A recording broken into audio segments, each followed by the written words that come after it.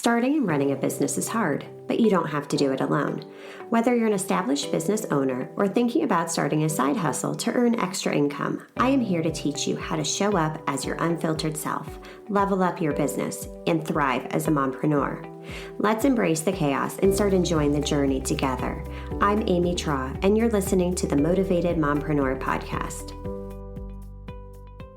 Welcome back into the Motivated Mompreneur Podcast. Today, I am talking with Coach Mak all about habits and using habits to stay healthy while we're juggling it all. Because really, when it comes down to it, if you're not healthy, how are you going to be able to show up? Number one, as a mom. Number two, for your family. Number three, for your business. So such an important conversation we're going to have. You are going to love what she has to say. So with that being said, Coach Mak, welcome into the podcast. Thank you so much for having me. I'm excited for our chat today and could not agree more with what you just said about having our health. We need it. So yeah, excited for this. Yes. And as moms, we typically push it to the side. Like, oh, one day when I have time, then I'll start exercising. One day when the kids' lives slow down, then I'll make those healthy meals. All of the things. So this is going to be amazing. So Tell us more about yourself, who you are and what you do. Yes, thank you. So yeah, I actually used to be a collegiate strength and conditioning coach. So I was helping athletes get and stay in their tip-top shape and getting, 0.1% better to jump a little higher, be a little faster. And while it was so much fun, I loved the atmosphere, the energy, all of that. I actually selfishly found that I got more fulfillment just helping. I worked with mostly female athletes, so helping them see essentially the power and the strength that comes with being a female. And I turned that into my health coaching business now, where I help women, everyday women and moms and business owners show up more fully for life via fitness and taking care of themselves and being healthy. Because like you mentioned, if we don't have our health, it makes it really difficult to do all those other things that we really want to do and do well. So I found, again, it's selfish that I prefer doing this, but and then I wish that my mom had someone like me when I was little. I'm not a mom, full disclosure, I'm a dog mom, but so I very much wish that my mom had someone like me in her ear saying, you can take care of yourself and do all these other things. There is a different way. You don't have to sacrifice. And so I get to be that reminder to my clients of like, your kids are watching. They are watching what you do. They're learning by your example. So I think that draws a lot of moms to me with kind of my style and my coaching. And just honestly, I like to make it fun and easy because otherwise it sucks. Exactly. Because at some point, the motivation is going to fade. The stress, the overwhelm, the fatigue, a lot of times we just push it aside like, okay, one day I'll do this. But no, today is the day. And part of the way we can do that is through habits. So where do you recommend we even start to develop these good habits? Yes. Oh my gosh. If I had a penny, I like one of those type of sayings is where to start. And I say this to my clients, and it's probably a point of frustration now that they're like, Coach Mak, I get it. But so where I tell my clients is to just start. It doesn't actually matter what you start with or how much, if you want to start with an hour-long walk a day or a HIIT workout or lifting weights or taking vitamins or this or that or whatever. The biggest step that you can do for yourself is to actually just start with one thing. Pick one thing and just get started. And people are like, yeah, Coach Mak, I just said where to start and you said to start. And I understand that. But what we do is we get so caught up in researching, what do I need to do? What do I need to eat? How do I need to, do this? What vitamins should I take? What workout should I do? All this stuff. And we research and learn and do all this stuff. And we never actually start doing the thing. So my biggest piece of advice is to just pick one thing. It doesn't matter if it's right or wrong, but starting is the actual thing, is just doing the smallest step that you can do. So I know that that's not the answer that most people probably want, but man, just do something, anything, and it counts. Oh my gosh, I cannot agree more because it's the same thing in business. It's just pick one thing. You have to start. And I feel like we're living in such an era of information overload that we're consuming. And pretty soon you start to get conflicting information like, oh, wait, I'm supposed to eat this. No, I'm supposed to eat that. I don't know. What do I eat? Like one day this is going to be like the cure for every single ailment. The next day it's going to give you cancer. Like there's Yes. so much information out there that I love that advice of just pick one thing and do it. Yeah. Because really, when you start to take action, that's what creates momentum. That's when you start to habit stack and make those lasting, sustainable changes.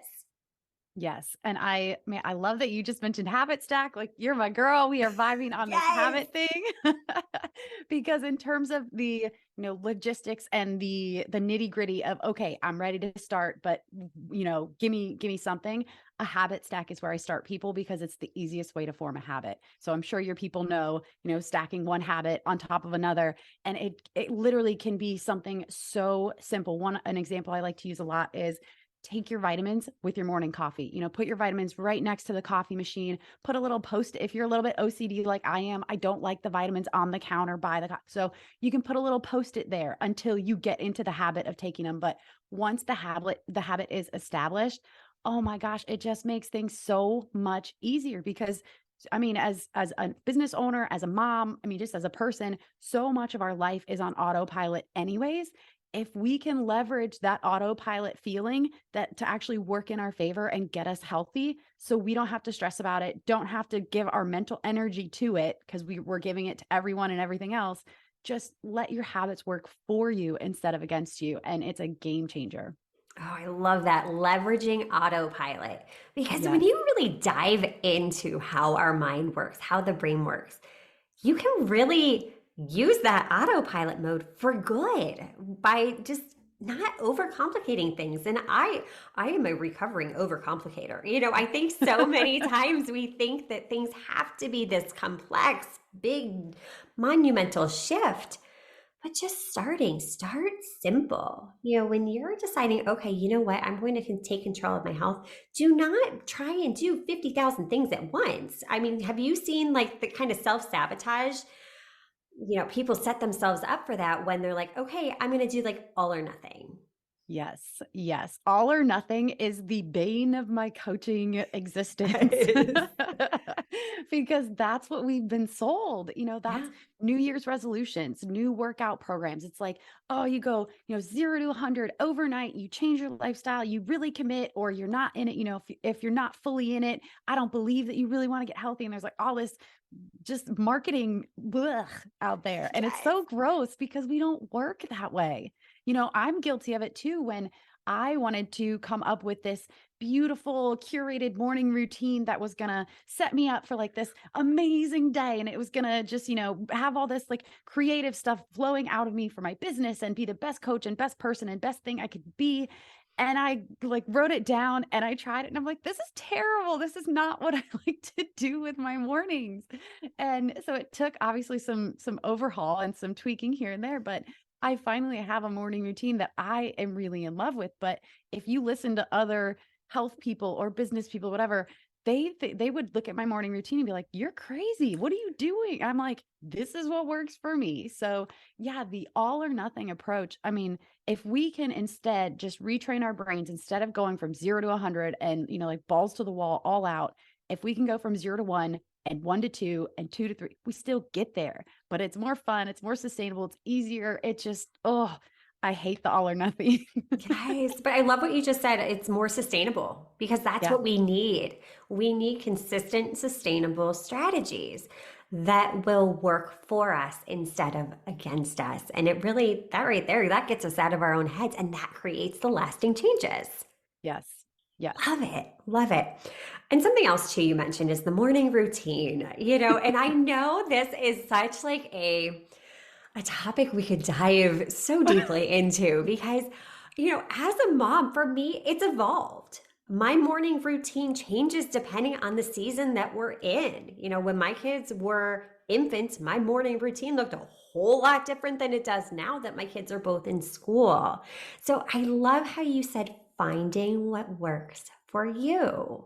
What What advice can you give our listeners that's like, okay, I know I need some sort of a morning routine, but it seems overwhelming. Like if I'm supposed to get up and journal and meditate and pray and do breath work and then exercise, and by the time you fit everything in, you have to be getting up at 3 in the morning.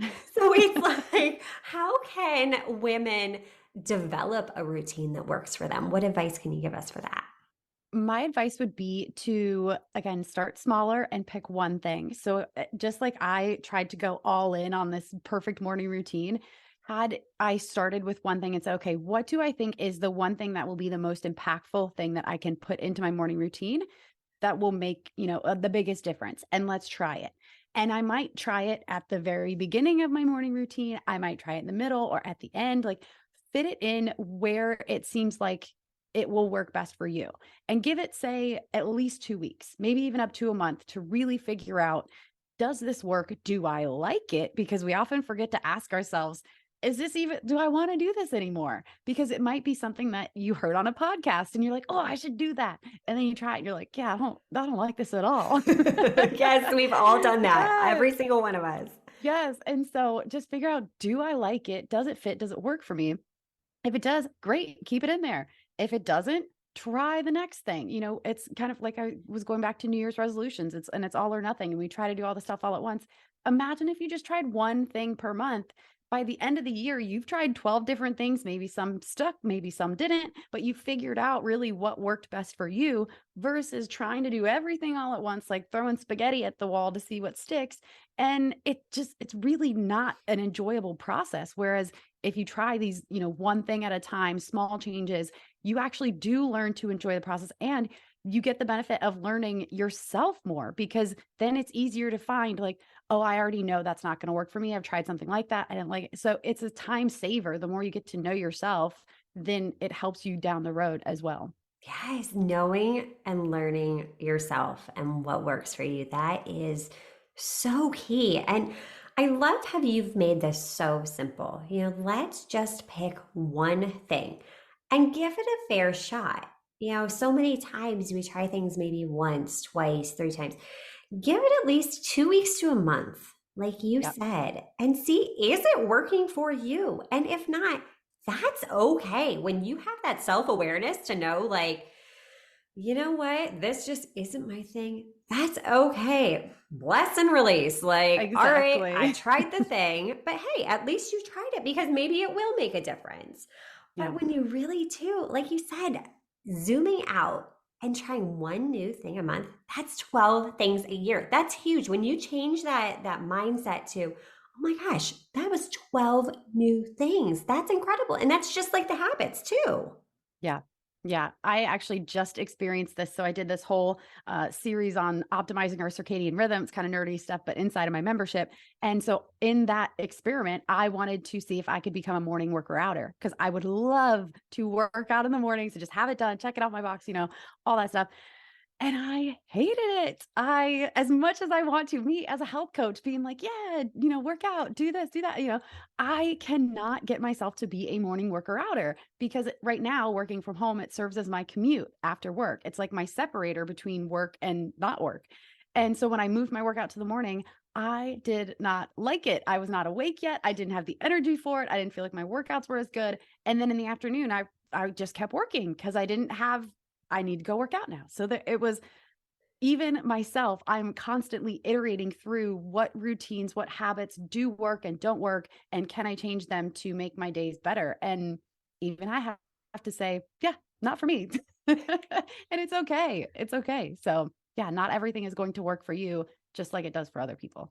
Yes, yes, so true. And I'm just the opposite. Like if I don't do it first thing in the morning, it's not going to get done. I'm going to find like 20 other things that have to happen and I'll just fill up the time. So, yes, knowing what works for you and just trying different things. Like you tried it and it Hmm. reaffirmed like, nope, this does not work for me. And that's okay because really Yep. like we're constantly comparing ourselves to everybody else. You shouldn't be comparing yourself to anyone else other than yourself.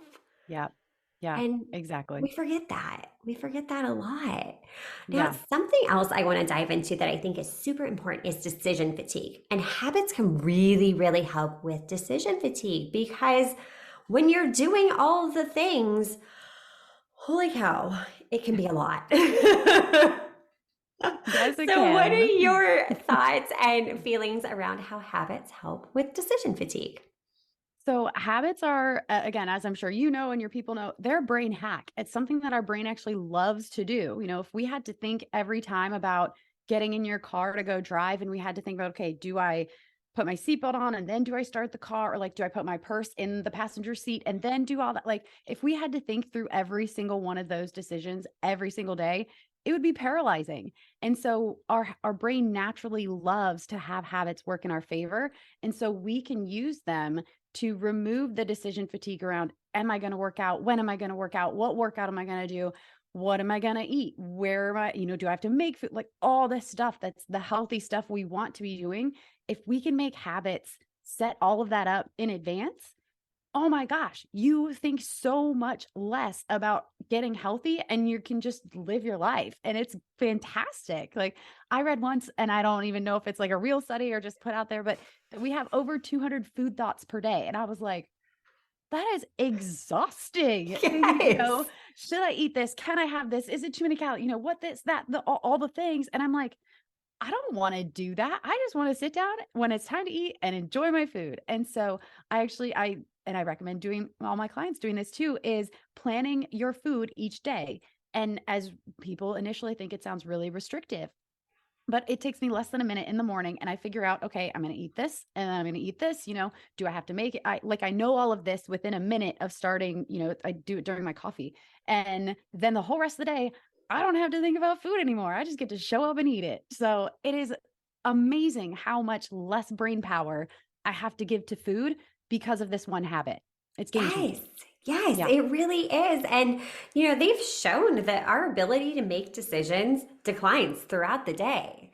Yeah. So, I mean, if you're having to worry constantly about, okay, wait, what now? What are the kids going to have for a snack when they get home? What are we going to have for dinner? What am I going to make, tomorrow? Oh, wait, there's a potluck tomorrow. I have to bring something into it. So, all of these things, they really take away from our ability to make good decisions in other areas of life. So, something as simple as taking a minute to plan out your food for the day, yes, that Yeah. can completely be a game changer.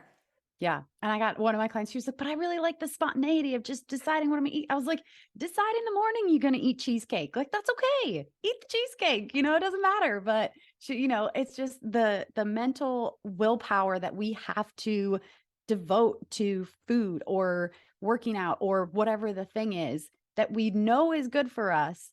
It takes away then from the willpower that you have to give to your business, to your family, to your kids, to all of those other things. And so again, habits are like the gateway drug into saving brain power. Yes, yes, they are. So, what tactics have you found to really make habits stick in your life? The number one, I guess there's two, because the number one thing in me, my business, my coaching, all is to make it fun. Because again, if it's not fun, you're not going to want to show up and do it. If it's a workout that you hate doing or an activity that you hate, like figure out something that you actually enjoy doing. I start all my clients, I start with fitness because I find it's the easiest place to start. But so I'm like, find something you like. And, there is something that everybody likes. I am convinced. So that's number one, is to make it fun. And then I guess the more real answer to your question is to start smaller than you think. And by that, this is kind of stolen from James Clear's 2-minute rule, where he says, anytime you want to start a new habit, it should take 2 minutes or less, because you need to establish the habit in order to improve the habit. And I am totally on board with this because I found that it is very, very true, especially with busy mom entrepreneur types where we're overachievers. We want to do all the thing and we want to do them all perfectly. Well, so if you can get it to where it takes just a handful of minutes that it's so silly not to do it, you're going to do it. You're like, your rational brain won't let you not do it. And you can build on it from there. But I'll tell you, the biggest block to this strategy is thinking it's not going to matter. A walk for just 5 minutes, it's not going to matter. Like, what difference does it make? But if you can get over that and actually establish the habit, that 5-minute walk eventually turns into a 6 and then a 7, and maybe even a 10-minute walk. And it adds up throughout the course of your days and weeks, and it can make all the difference in the world. Oh my gosh, pure gold. And I love the topic that you brought up about making it fun. Because Mhm. we forget to have fun in life. We get Mm. so sucked into the hustle and bustle and grind. And then you wake up one day and you go, what the heck just happened? Like, I mean, here we are in the year is a quarter over already. Like, this Yep. is absolutely insane how fast time flies. So, yes, have fun. And when something's fun, you will stick with it more because Yeah. exercise, especially, that doesn't have to look the same for everybody. If you enjoy walking, walk for exercise. If going to a gym is not your thing, if you don't enjoy doing it, you're not going to stick with it. It's going to feel like a chore. There's going to be so much resistance around that's going to be even harder of a habit to establish. So make it fun and enjoy life. Yes. Yeah. Like I have one of my members, she dance cardio is her jam. And anytime there's a dance cardio workout, she is all about it, sharing all that. And I'm like, yes, girl. And so even, I do a couple cardio choice days a week. And I'm like, if you want to just go seek out dance cardio moves, you can share them in the group, like all this, because she freaking loves it. And I'm like, do dance cardio every single day of the week if you want, because it counts. It's going to add up. You're going to get your results. You just have to stay consistent with it. And once you become consistent, it's like momentum and the habitual nature of it just takes over. You don't have to convince yourself anymore. You don't have to motivate yourself anymore. It's just something you do now. Yes. Oh my gosh. So good. This was an incredible conversation. So many gems of wisdom, golden nuggets, all of the things. Coach Mac, where can we find you and get into your world? Oh, I would so love it. So my business name is actually called Running with Bacon. So I mentioned keeping it fun. So you can find my website is runningwithbacon.com. I'm at Instagram. I have a YouTube channel. And then I also have, for your listeners, I have a free 4-week workout plan if they want to get started. So I try to make it as easy as possible. You just have to show up and press play. I will even check in with you each week to see what you need, how I can support you, all of that. So you can find that at runningwithbacon.com/free plan. Oh my gosh, amazing. And we will link all of that up in the show notes for you. All right, Mackenzie, thank you so much for sharing your value with us today. We do appreciate you. Thank you for having me on. It's been a blast. And until next time, mamas, stop dreaming and start taking messy action. You've got this. Are you loving what you're hearing? Do us a favor and hit that subscribe button so you don't miss an episode.